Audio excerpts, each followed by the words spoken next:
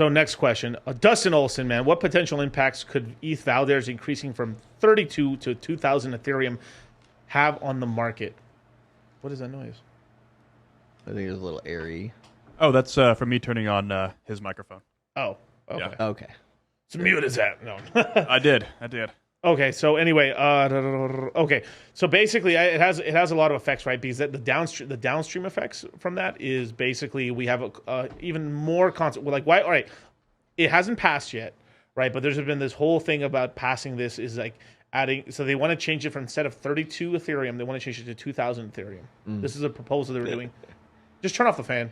So basically, you're just making it available for mainly Wall Street. Yes, mainly Wall Street because to increase the yields because you have less validators. Yeah, and I remember Goldman Sachs was very, very interested in it. They did a whole report on it at some point last year. So, Yeah. making room at the table for only those guys is a little sus. Right.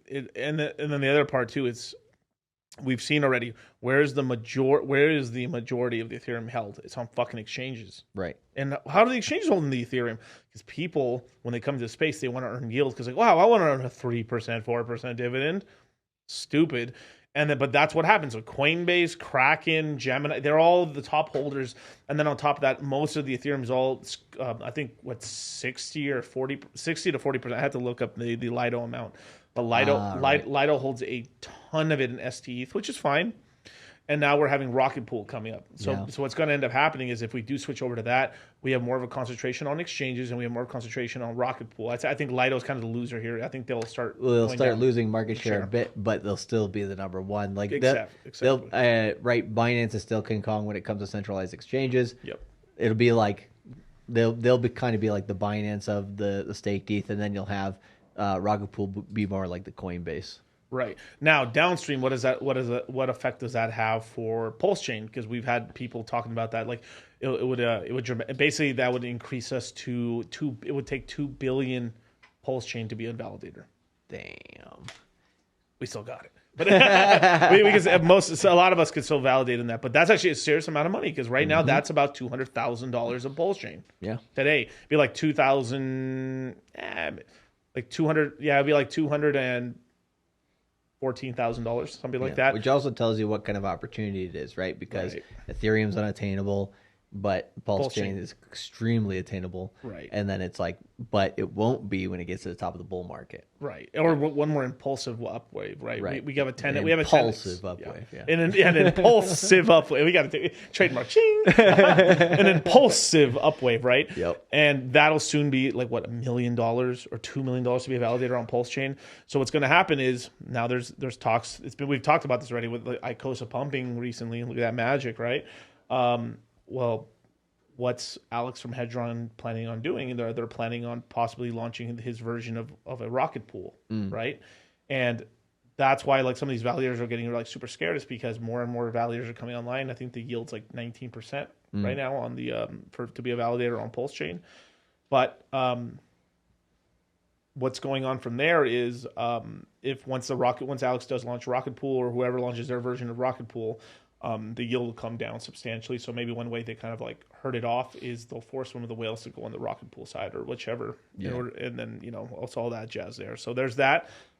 I think Rocket Pool is if this 2,000 thing passes, Rocket Pool is a big winner on this, huge winner. They actually have a token too, so that one might actually do very well with RPL. I haven't looked at the price recently in a while, but I'll take a look in a minute and stuff. But yeah, it might be like $30-$40, I'm guessing, because it was $50 the last time I looked at it, and that was before prices had moved down to a good bit.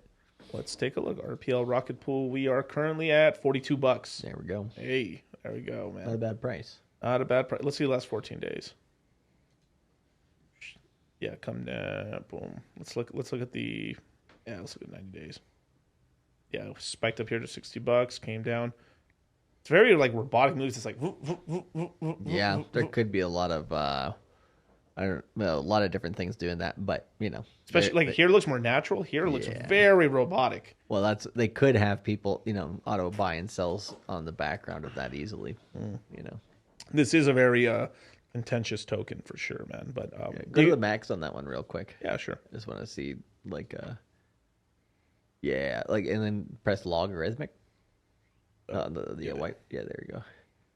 Yeah. So basically, it's kind of coming to its it came to its support area and then it kind of held that. So it's low of like the last 90 days, like you were mentioning. So yeah, I mean, it doesn't take too much for it to break to a new all-time high, really. Definitely. And if Ethereum takes off, this starts taking off even more because the one bonus is this does have is the higher Ethereum price, the more it's harder for a normal guy to stake. And that's at 32 Ethereum. If we look at 32 Ethereum today in cost, like let's look. 32, we're talking about $57,000.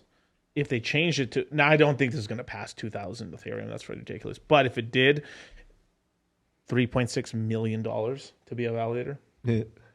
Current price. Let's just say Ethereum just doubles in price. Let's just go. It goes 3,600, which is not like crazy, by the way. $3,600, right? Right. I'll just add a 4 to this because that's a double. It will cost you $2.7 million to be a validator, right? No one normal is doing that at all. Even today, even 32 Ethereum today is like that is like so. Someone's got to be earning like 150,000. So it's like they're spent like. That means they got their taxes. But let's just say they're in a tax. I'm giving the best, the most rosiest thing. You own your own business. You have tons of ways to like auction off stuff and everything, and kind of like get your taxes to as low as possible. You're in a tax advantage state as well. You may be earning $150,000 to $200,000 because you're paying for your stuff, lifestyle. You're saving up money. You might be able to save $50,000 to $60,000 a year on that kind of income. Unless you're just literally spending on nothing, maybe you can, but that's so much. So you got to, some guys got to be like, I'm saving this whole 80,000 a year, busting my ass like 7 days a week to ape this and all into Ethereum and become a validator. And I know there is a lot of people that are doing that, but not as many as you think. Really. Yeah. To be honest, I'd rather stay liquid. Yeah. You're gonna make more that way, but it depends on your tax situation. Right. There's a lot of yeah, that's true.